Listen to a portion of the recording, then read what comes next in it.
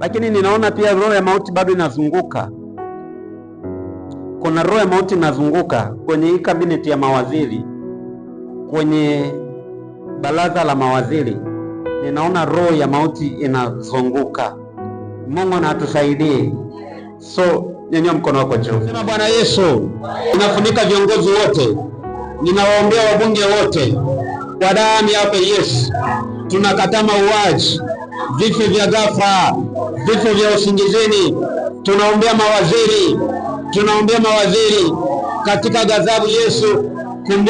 Taarifa iliyotufikia chumba cha habari Ayo TV. Rais wa Jamhuri ya Muungano wa Tanzania Dr. Samia Suluhu Hassan anasikitika kutangaza kifo cha William Vangimembe Lukuvi, mbunge aliyekuwa waziri wa nchi ofisi ya waziri mkuu, sera, bunge, uratibu na wenye ulemavu, na mbunge wa jimbo la Isimani, kilichotokea leo tarehe 25 Machi 2026 majira ya saa 1 asubuhi katika hospitali ya Benjamin Mkapa jijini Dodoma, alipokuwa akipatiwa matibabu ya ugonjwa wa mshtuko wa moyo. Rais anatoa pole kwa Spika wa Bunge la Jamhuri ya Muungano wa Tanzania, familia, wananchi wa jimbo la Isimani, ndugu, jamaa, marafiki na Watanzania wote kwa msiba huu.